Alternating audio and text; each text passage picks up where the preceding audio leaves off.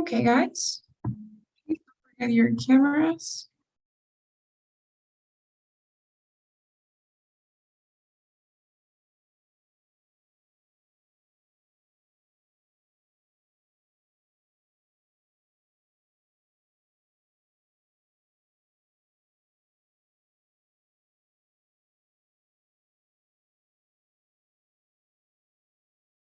All right.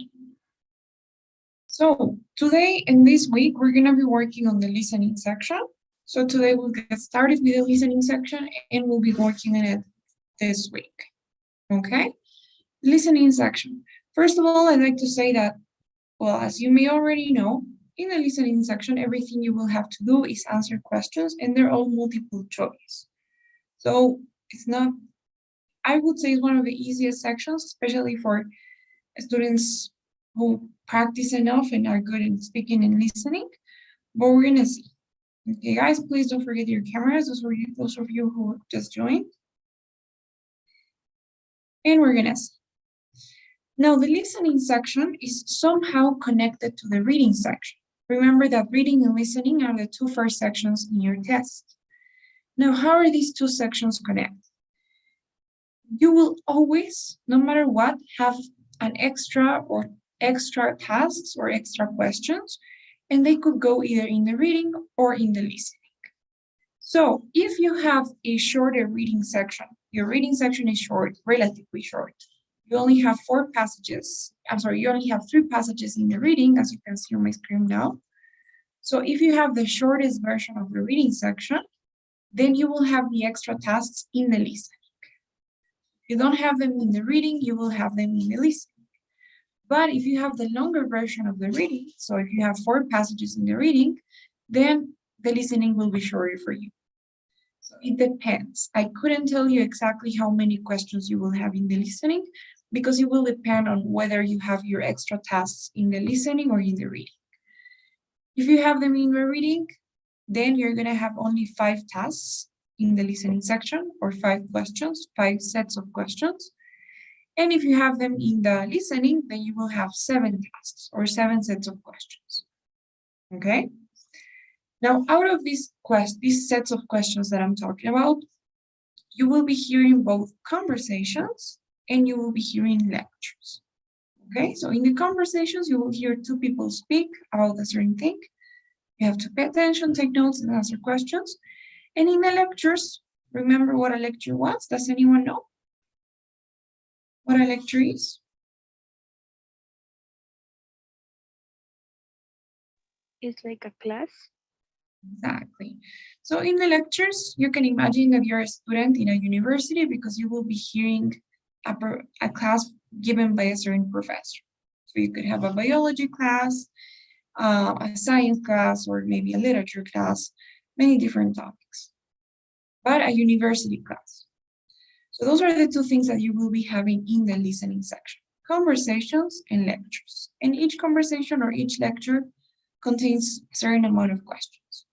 Okay? If you have 5 sets of questions, if you have 5 tasks in the listening, then you will be given a total of 41 minutes for the entire listening section. They don't give you like, let's say, a separate timer for each conversation or each lecture. It's the same as in the reading. You get a timer for the entire listening section. It's completely up to you how you manage your time. However, though, I wouldn't really worry too much about managing your time in the listening, because honestly, I think no students struggle with timing in the listening. That is usually the problem for the reading, not the listening. Okay, so you'll be okay with time, it's more than enough. And if you have 7 tasks, you'll be having 57 minutes. So 41 minutes if you have or if you get 5 tasks, and 57 if you get 7. Is that okay?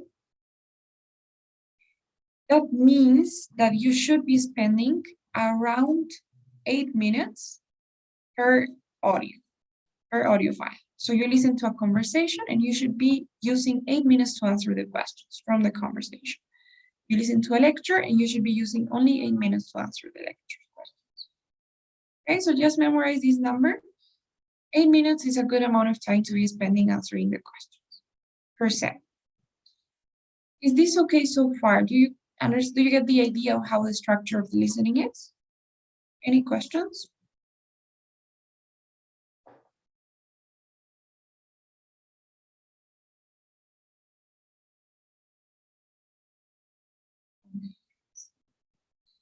So what we're gonna do is, since we have the entire week to work on this, today and tomorrow, we're gonna be focusing on conversations, and Tuesday and Friday, sorry, will be for the lectures. Okay, so today we're gonna do the theory of conversations, tomorrow we practice, and on Thursday we do lectures. Okay, so today we're only gonna focus on conversations. Okay, guys, so how will these conversations work? And the good thing is that it's always gonna be the same. These conversations are gonna be held between a student and a campus worker. So that means an employee within the university where the student is studying. So you will be hearing a student and somebody that works at the university talk about something. Now, what do they talk about?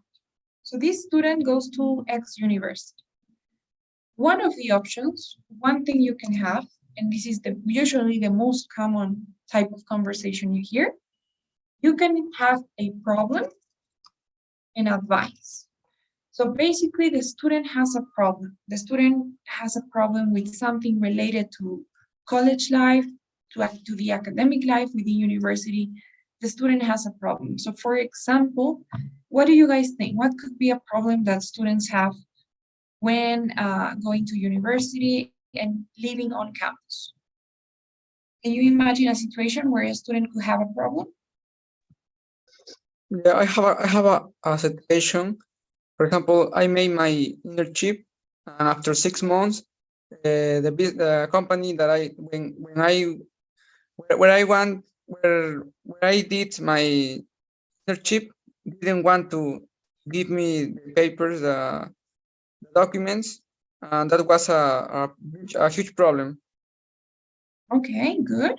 So yes, that's a good example of something that could happen here. So maybe this student did an internship. Maybe they don't want to provide the student with the paper so that maybe he or she can validate that internship in the university. So that could be a problem. So imagine the situation. The student is gonna go to talk to a campus worker about this. So who do you think the campus worker could be in that case, in that scenario? Would it be a professor? Would it be the secretary? Would it be the academic advisor? Who do you think the student would go to talk to if that was the problem? Academic advisor? Probably, right?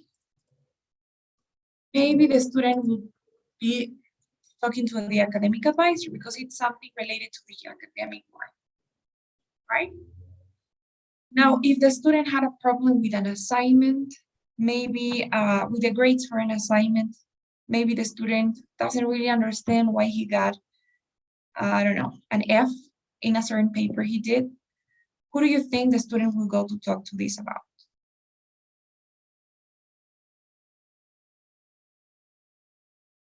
Professor? The professor, great. So as you can see, those campus workers could be anyone really that works in campus. Could be the academic advisor, we said, could be a professor from a certain class. If the student maybe wants to do an exchange program, who do you think they're gonna go and talk to?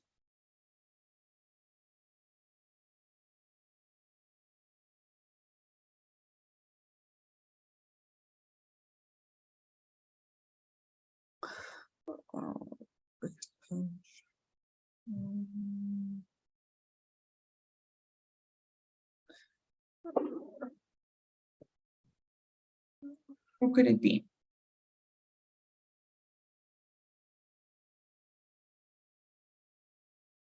Secretary? I'm sorry? Secretary? Maybe, yeah, could be. Maybe the secretary, but from like the international office, right? So maybe they will go there. Let's say the student has a problem with the housing. Maybe the student has a problem with their roommate. So they don't like the roommate they have and they want to change dorms. In that case, the student is gonna go and talk to probably the housing office. So that is the kind of thing that you can have. That is one very common type of conversation.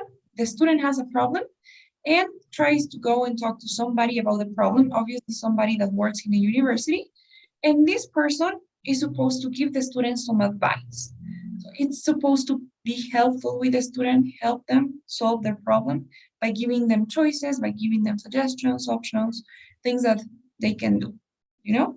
So that is Right. one very common type of conversation. Any questions so far about this?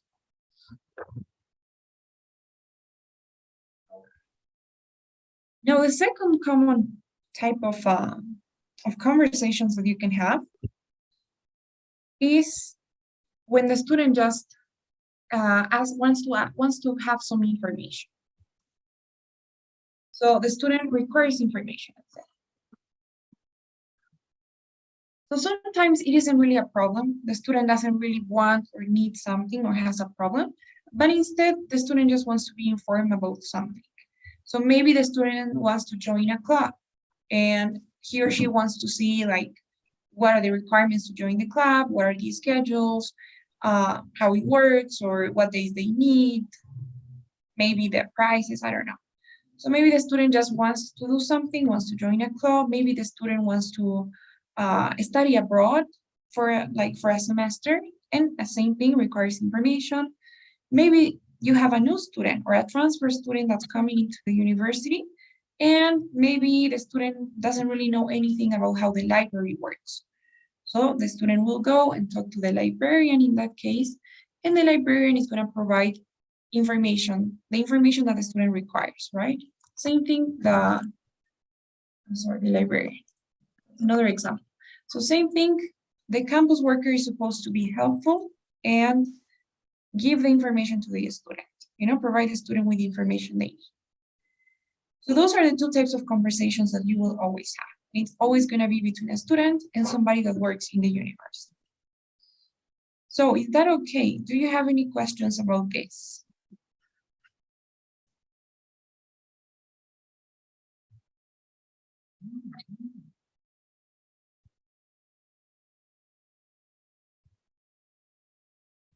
Okay, guys. So that's it. Now, you are supposed to take notes. And I mean, you are allowed to take notes throughout the entire TOEFL test. But in the listening section, it is even way more important to take notes. Because if you don't take notes, then you're just relying on your memory only. And, well, that isn't always such an accurate or such a precise thing to do. So you are supposed to take notes. Remember, we said there are two types of tasks that you'll have, conversations and lectures. Honestly speaking, I would dare to say that for the conversations, you could even answer the questions without even taking notes. Speaking of the conversations, notes are not that important in the conversations because they are usually very short, they are easy to understand, the vocabulary is pretty simple. Believe me, it's quite easy to remember the things that were said in the conversations. However, for the lectures, you will need to take notes, and that will be probably the number one thing that you can do to improve in the lectures, taking notes and improving your note-taking skills. Okay, we won't look at this, but we're gonna do some examples where we will see how to actually take notes. Okay, guys? Now, as for the types of questions, well, before we see that, in the conversations, you will have 5 questions per conversation. So after you hear each conversation, you will have 5 questions that you have to answer based on that conversation, so 5 questions per conversation. They are usually 3 minutes long, could be more, it could be less, but around that time.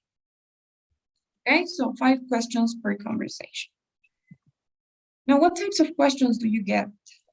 So this isn't as important as it is in the reading to look at the types of questions you have. So we're not going to waste that much time in here. Just as a brief overview of the types of questions you have and the skills you need. So most of the time, the first question that you get right after listening to the conversation is what we call the main idea type of question. And in this question, they are going to ask you about the main idea of the conversation. So for example, it could be something like this. You have some examples in here. Like, what problem does the student have? Why does the student visit the professor? What is the main topic of the lecture? That will be for the lectures. So in the main idea type of question, they will basically ask you about the main idea of the conversation or the lecture. So as you can see here, it says, don't look at your notes, because the main idea is something that you will remember without even taking notes. It's something that's gonna stick with you. Sometimes you have, especially in the conversations, you have attitude questions that ask you about feelings. So this asks you about emotions, feelings, or the attitude of either the student or the campus worker. So sometimes it's like, what is the student's attitude towards this advice? How does the student feel about this? How does the professor feel about the student's essay? So sometimes they ask you about those things. Again, for that type of question, you won't need to take notes because they're not detailed questions. What else? Inference questions, which are very similar to the ones we have in the reading tool. They basically ask you for implicit information, something that wasn't explicitly said, but you can kind of infer from the information you have. So it's something like, what does the speaker or what does the professor imply about this? So what is being suggested? What is the conclusion that you can draw based on what this person said? So again, it's all about logic. You don't really need to have very detailed notes to answer these questions. Okay, so those are usually the most common ones for conversations. And obviously, probably the most important, you have detailed questions too, which ask you about specific details. So these are gonna be like, what time does the professor start class? I don't know. Like, how many students are joining the bicycle club? Those ask you about the specific details. What time will the professor be back? What book does the librarian recommend? So those ask you about specific details. And this is the only type of question that will actually require for you to take notes, detailed questions. Because obviously the details are not that easy to remember. It's hard to remember a number, a name, a time, the name of a book. Those are hard things to remember. Now, why am I showing you this? I just wanna, to summarize, I wanna give you a very important tip for the conversations. Honestly, I wouldn't take notes in the conversations except for the details. So the best tip that I can give you for the conversations is please don't take many notes. And the only notes that you're gonna take should be about specific details in the conversation. So you should only be writing down the details that are given, things like names, dates, times, numbers, and those details that you wouldn't easily remember. Okay?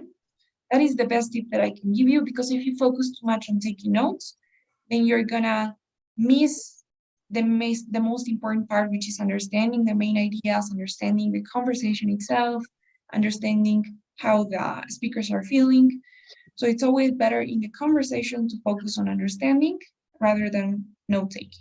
Okay, so my best tip would be, only if you're gonna take notes, only do so for the details. Okay? Is that okay so far? Do you have any questions about this?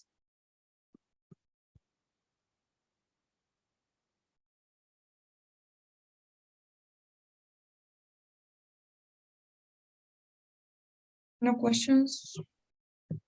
Okay, and one more very important tip that I'll give you too is, obviously you have to answer the questions based on the information that was given to you in the audio files. You don't have to answer based on what you know or what you think you know or anything like that. But the tip here is, in case you don't know the answer to a question, try to be logical about it, try to reason it out and go to, and choose the most logical answer. When you have the context, when you know what the conversation was about, then it's easier to even guess the questions based on the context. So if you don't know the answer to a question in the conversation, just try to be logical about it. And chances are you will be able to answer it correctly, even if you don't know the answer, because once you have that context, it gets easier. Okay? So for example, let's look at this question. We don't know anything about this conversation, right? We haven't heard. Evie, could you please read the question?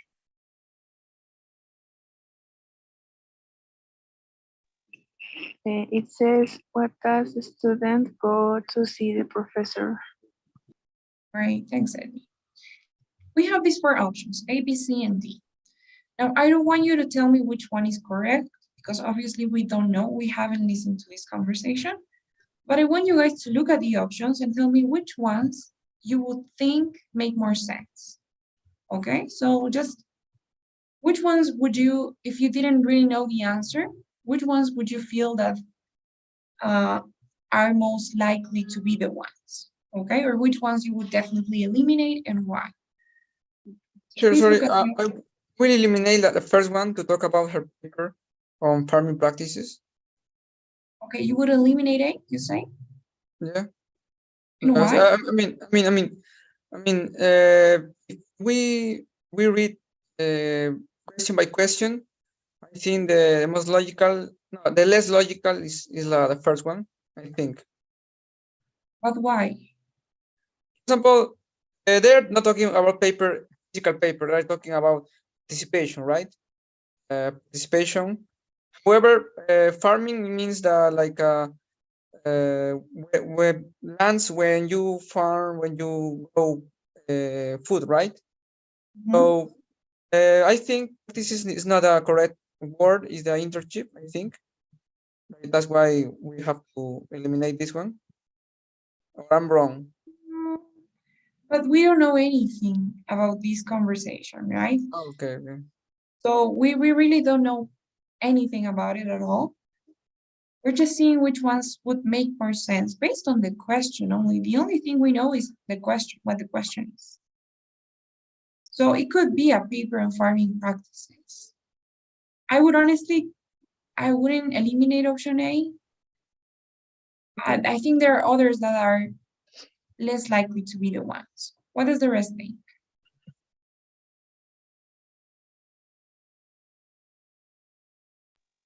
I would eliminate the option D because it is asking about information and you don't go to ask information to a professor. Great, yes, that's right. And that's actually what we were saying in the beginning, right? So in this question, we know that the conversation was between a student and his or her professor. So probably if you're a student and you need to talk to your professor, it's going to be about a paper. It could be about an assignment, an exam, your grades, something related to the class, right? You're not going to go and talk to the professor about like something about the library or something about house. So same thing here, you probably won't go talk to your professor about whether you can become a Spanish major or not, because that's another area that's related to them, to somebody else. This is somebody else's job. So yes, I would also eliminate option D. Great. Which other one?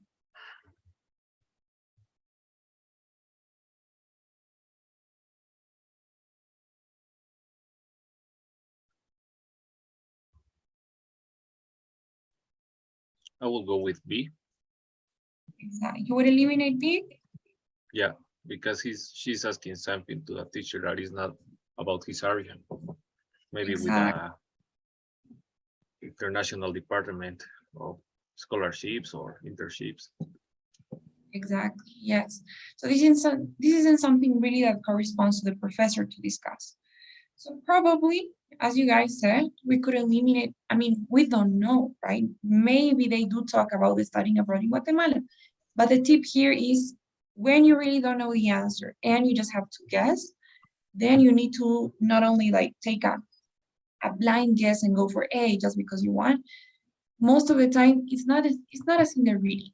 You have enough time here. So if you really don't know the answer because you don't remember, because you didn't take notes, or something happened, then it's better to answer it trying to be logical about it. So in that case, we could eliminate B and D, and we would say that maybe A or C could be the ones. You know, you have like 50-50 here. But it's better than having 25, 25, 25, 25. So that would be one tip. And what type of question do you think this is?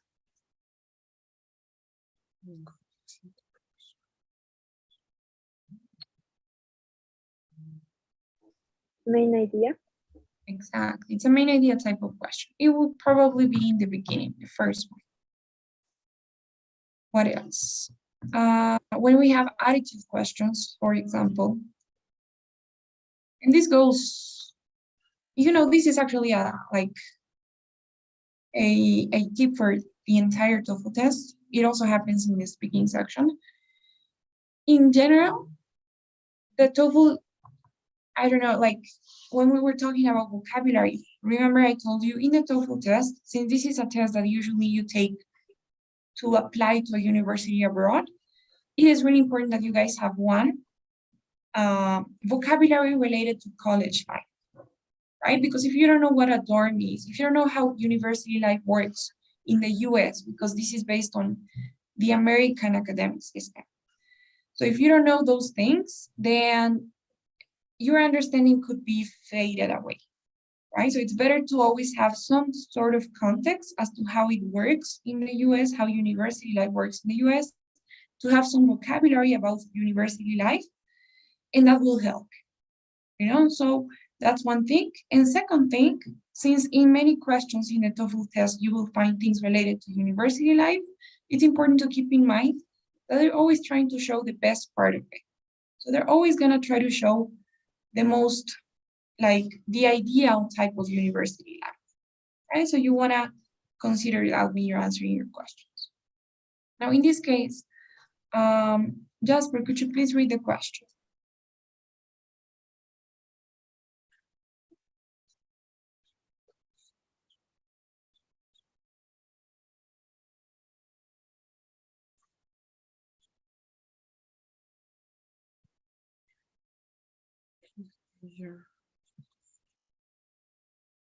Hello? Can you hear me? Yes, we can. Okay, so Jasper, do you mind reading the question, please? Sorry, my name is not Jasper. I will say my name, my real name. Sorry. You're Rainy, right? Yeah, Yes. sorry. It happens that sometimes I used to play with my nickname, but sorry. Sorry, my name is not Jasper. Sorry. Okay, yes, I know. All right, Okay. Rainy. What attitude does the professor have towards the students' work? Okay, Rainy, thanks. So look at the options and tell me what you think about. So same thing here. If you were to answer this question without knowing anything about the listening or the conversation, what would you think?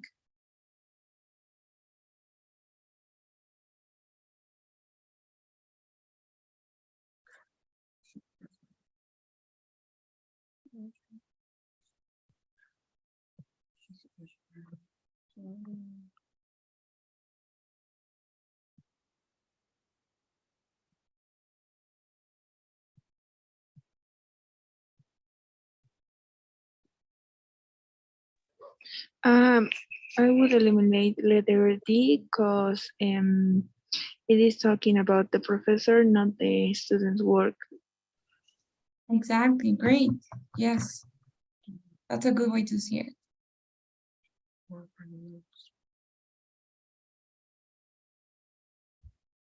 Right, teacher, I also eliminate letter C. Okay, why? For example, um, the majority of attitudes are good, and I'm sorry, let me think. Um, for example, the student works, obviously it has to be a good job because they make an effort. Why is the reason? Because he's bored. I think is that. Okay, good. Really, yes, I think I get what you mean. So that's true as well. And that would be the tip, the main tip here. So usually all the attitudes and all the feelings are gonna tend to be positive. So if you have something negative or something too rude, like maybe the professor's upset, the professor's mad, the professor's bored, disappointed, those are usually things that you wouldn't consider. So if you have to guess, then we'd go for something more positive, like he's impressed, he's concerned, maybe. And yes, as Edvi said it too, probably he's not gonna be thinking about writing a book himself because we're talking about the attitude towards the student's work, right? Yeah. Okay, yes. And what else?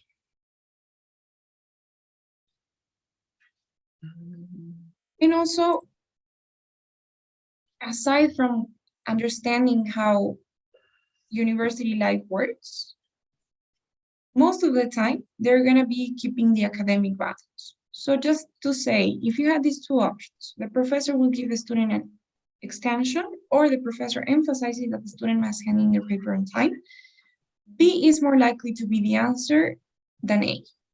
Okay, I'm not saying that B is the answer, but it's more likely to be. Because most of the time, they don't show things like this. Giving an extension to a specific student wouldn't really be fair for everyone else. It will be some sort of like favoring one student only. So it has to be fair. You usually don't get extra time. You don't have extra credit options. So B would be more likely to be the one. And if we look at the other question, if we look at A, for example, probably not, right? She doesn't want to help the student. Remember that the campus workers are supposed to be helpful. So it's never going to happen that they're like, I don't have enough, I don't have time, come back later, or I don't know what to tell you, or no advice. It's usually going to be the campus worker and the student doing their best to solve the problem or help the student. And yeah, that would be the tip here. Okay. Do you have any questions then before we start practicing and looking at some actual examples?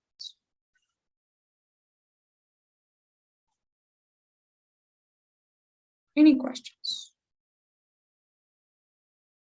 Guys, so please get a piece of paper and a pen. We're gonna do a practice set, and you will need to take notes. Of course. Now, how are you guys gonna take notes? For the conversations only, what the best thing you can do for your note taking is, first of all, have organized notes. Because if your notes are all over the place, then you won't be even able to understand your own notes. So the best thing first is to have your notes organized. And how can you organize them? I can give you this tip. Let's say this is your piece of paper. You're not gonna need more than one piece of paper for all of the conversations. So I would suggest you have one piece of paper for the conversations, and for the lectures, you will need an entire page per lecture, sorry. So I don't know if that was understood, but in the conversations, you should have just one piece of paper for all of the conversations you'll have, which are gonna be 3 or 4. And for the lectures, you will need an entire page per lecture. Okay, so that can be one tip. And as per your conversations, which is what we're doing right now, make sure that you have the information separated. In one side, you're gonna have your notes for what the student says. So everything the student says, or every information you consider is important and is detailed from the student, then you will write it down on, let's say, on your left side. And on the other side, you will talk about the campus work, or you will write down your notes for the campus work. okay? So you're gonna take your notes as the conversation goes in that way. So let's say the student asks a question. The student says, so what time does the library open? So you're gonna write down time, library, and then you will write down the answer that the campus worker gives, right? So you're gonna say, the campus worker, the librarian says, well, we open at 8 a.m. from Monday to Fridays. And on the weekends, we open from 8 a.m. till, let's say, I don't know, 4 p.m. So you're organizing your notes in that way. The student asks a question, the campus worker answers the question, and you write it down in different sides of your paper. Okay? This will help you be organized with your notes. And also, let's say, for example, the student asks a question, or maybe the student has a problem. The student says, so I don't like my roommate. I don't know what to do about it. So you're gonna write down, no like roommate. Now the campus worker may give many suggestions, right? It isn't just gonna be one. So maybe the campus worker will say, well, one thing you can do, so you're gonna write down one suggestion is, one thing you can do is change doors, okay? So maybe that is the first suggestion the campus worker gives. Now, you have to not only write down the information, but I would suggest that you also take notes on how the student feels about the campus worker's solutions. So does the student like this idea? Yes or no, and why? So maybe you're gonna go back and say, well, the student is not happy about that. And you draw like a sad face sticker. Now, why? The student likes his or her current drawer, right? So you should be going back and forth as the conversation is progressing. Then you may have another suggestion. So the second thing you can do is, I don't know, like, say rent an apartment outside the university. And maybe the student doesn't like this idea either. Maybe the student feels that it's too expensive. So you're gonna write down too expensive. Right, so you're gonna go like that, going back and forth, left and right, according to the information that you're given from the student and from the campus worker. And you should also be trying to have an idea of how the student and the campus worker feel about certain things. Okay, because remember that you have questions like this. So is this okay? Do you get the idea of how to take notes for the conversations? Any questions?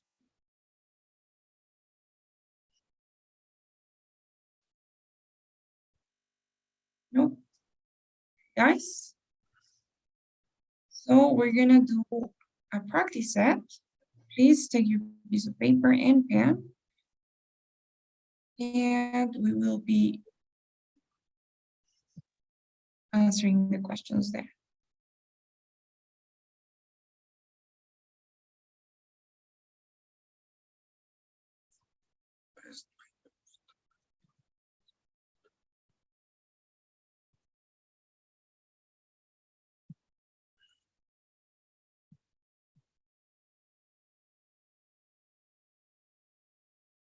Okay.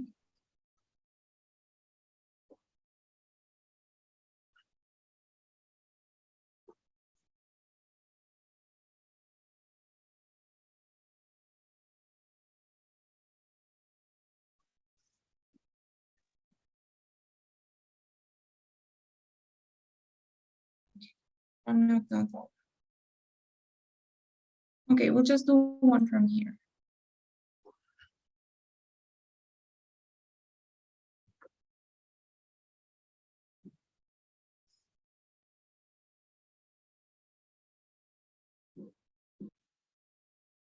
Everything all right, Carla?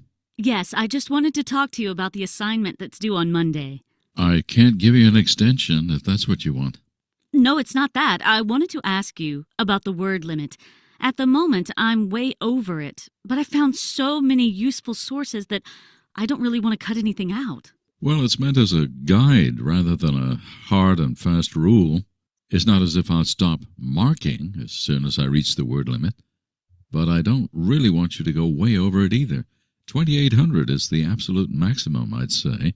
Wow, that's still going to be hard. Well, you can use this opportunity to try to make your writing more succinct. It's good exercise in writing technique.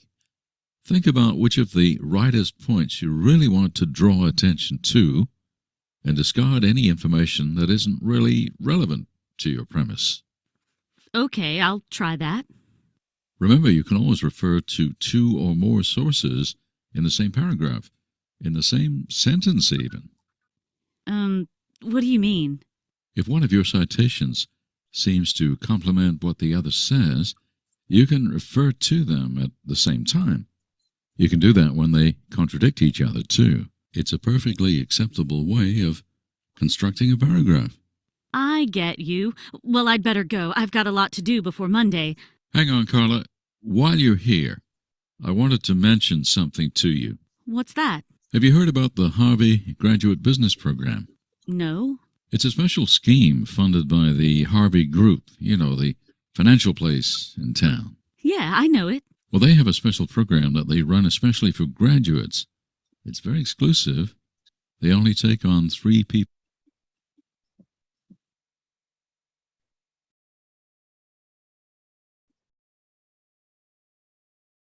a year.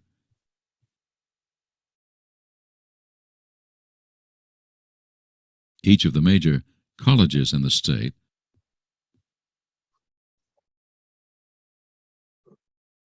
Well, they have a special program that they run especially for graduates. It's very exclusive.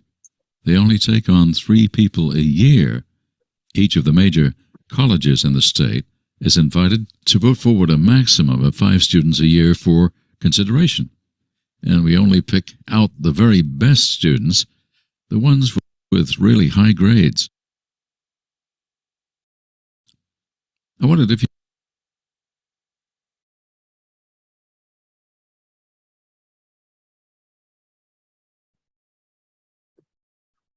Hey guys, sorry, give me a second. I'm gonna refresh it. I think we're gonna have to play it again. Sorry.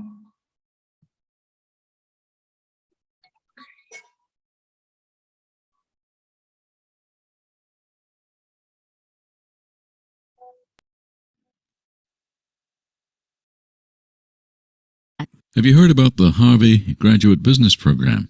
No? It's a special scheme funded by the Harvey Group, the financial place in town. Yeah, I know it. Well, they have a special program that they run especially for graduates. It's very exclusive. They only take on 3 people a year. Each of the major colleges in the state is invited to put forward a maximum of 5 students a year for consideration. And we only pick out the very best students, the ones with really high grades. I wondered if you'd be interested in trying out for it. After all, you've been doing well in all your modules. Wow, it sounds like an honor to be considered. I guess all those late nights working on assignments were worth it. What does the program give you?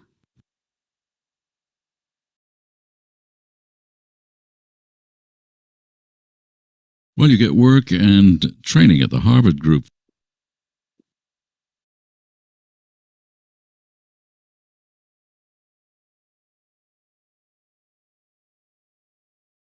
Okay, guys, so I don't know what's going on. I'm gonna have to please send you the link so that you can hear it on your own computers. This this web is free or we have to pay for something? No, it's for free. Okay, it's for free. Okay, no problem. Okay, I just sent you the link. Please listen to that audio file, and then we'll answer the questions, please.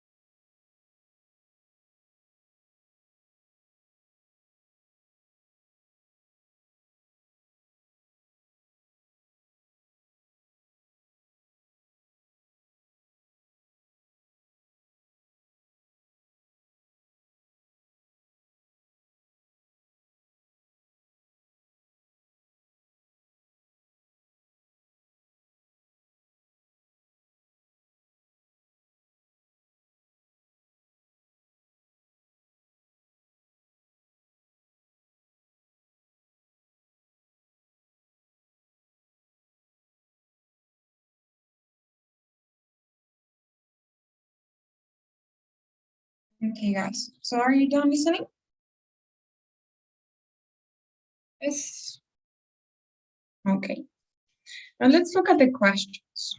The first one says, this is the main idea type of question. It says, Carla wants to talk to the professor because, look at the options. We're gonna say we have A, B, C, and D. What do you guys think? This shouldn't take you that much time. Main idea, you just remember. So which one? It's option C. Option C, okay. Do you guys agree? Yes. So yeah, that's correct. One tip I can give you here is always look at the question and what it's asking. Because sometimes, for instance, in this case, even though it's the main idea, they're not asking about this for a summary, like about the entire conversation. They're asking the reason why she went to talk to the professor. And that's because of the assignment. Of course, they later on talked about a different thing. Maybe they changed the subject, they talked about something else.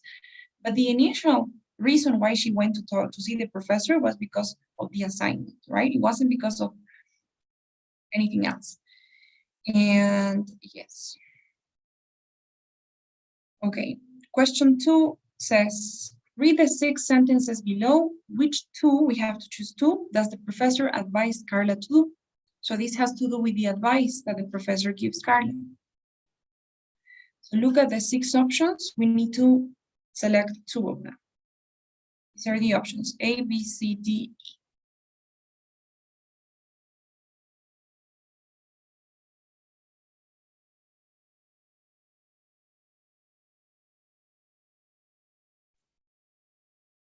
1 and 3. 1 and 3, okay. Do you guys agree?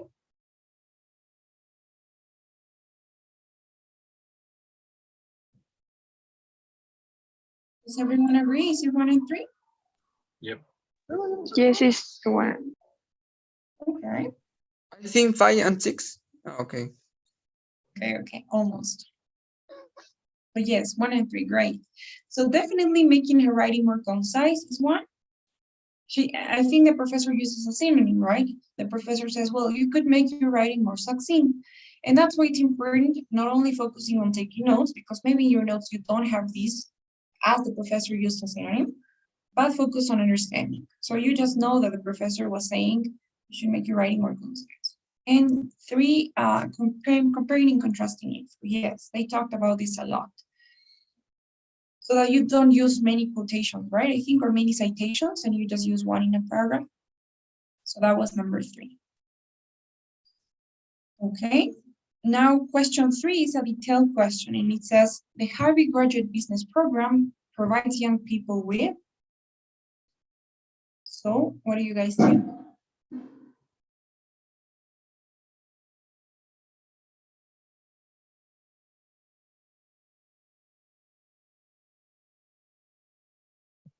Work in various departments in the company. Okay. Do you all agree? No. Okay. I think it's a total of 2 years employment at a Harvey Group. Okay. Anyone else? Sergio? Edwin? I can see the last option. It's a After- total. Me too. Yeah. It says a total of 2 years of employment at the Harvey Group.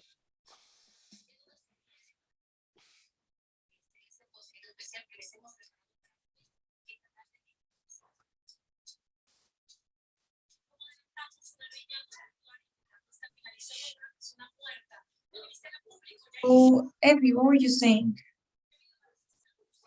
I said that I think a total of 2 years was the answer too. Okay. We have 2 people going for that one. And yes, that's so option C, work in various departments, is true. I'm not sure if they allow you to work in various departments though, but I think that's like, example, option A, a funded master's course of their choice, and option C could be the one. But in general, the total thing is 2 years of employment, right? So they do allow you to work and they do fund you a master's course. Although I'm not sure if it's of their choice, right? But it's about what the business program chooses. But yes, this is a detailed question. So in this case, it would be important for you to have your notes. Now, this one, on the other hand, is not. It says, listen to Carla. Carla says, Harvey is a prestigious company. I couldn't see myself moving on fast if I managed to get my foot in the door. So what does Carla mean by that? What does she imply? This is an inference question. Harvey is a prestigious company. Couldn't see myself moving on fast if I managed to get my foot in the door. What do you guys think?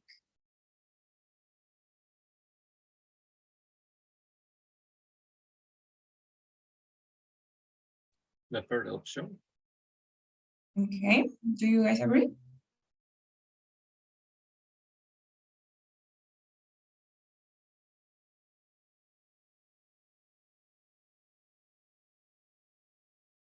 The last one, I think, once I've got a job at Harvard, I would probably be promoted very quickly. Okay, Edwin, what about you? I think third option. All right, Rennie, you said, right, the last one. Yeah. Gamaliel, Number 3. me too, and Sergio? Number 3 too. Okay, yes, it is. So Carla says, basically it's a conditional, right? There's a huge difference between saying, if I manage to get my foot in the door versus once I've got a job at Harvard's, right? Or after I worked. Because when you say if, like, if it rains, if I get the job, if I do this, then you're open to the possibility. It could happen or it couldn't, right? We don't really know what's going to happen, but if it happens, then this is the result. But when you say after or when you say once, then you're already assuring that it will happen. You're like 100% sure that she's going to get the job. So first of all, that tells us that it couldn't be one of these. Now, second thing, when she says, if I manage to get my foot in the door, obviously she means if she gets the job, if by somehow she manages to get the job, she couldn't see herself moving on fast. Moving on means going to the next thing fast, right? So changing jobs fast, moving on to something else, to somewhere else, to a different company. So if she gets the job, she wouldn't want to leave to move to a different company for some time, right? So she's gonna want to stay there for a while because it's such a prestigious company that I don't think she's gonna want to have a different job after she gets the job, right? So is that okay? Do you have any questions so far? No, no question. And finally, we have another detailed question which says, which one of these does Carla not need to do? Look at your notes, maybe you have it in there. And send in a resume. Excuse me. For me, it's complete an application form. An application form, all right. What are all the rest, Sergio?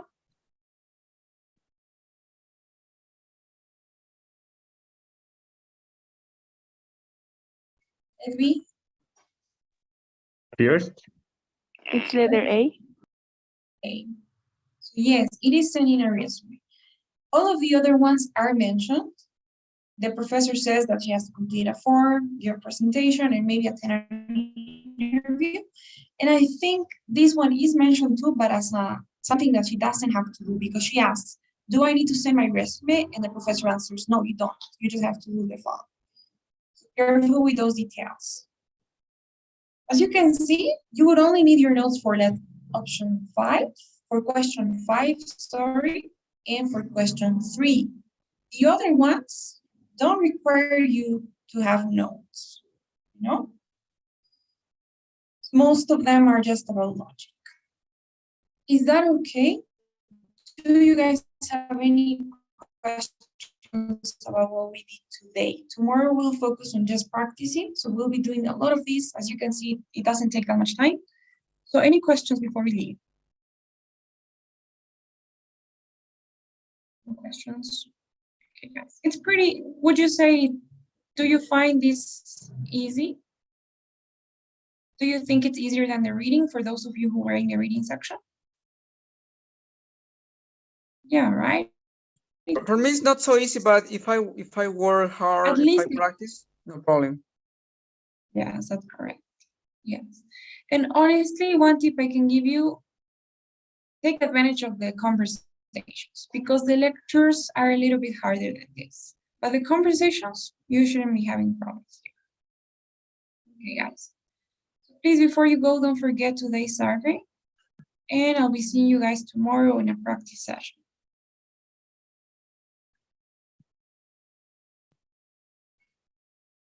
That's okay.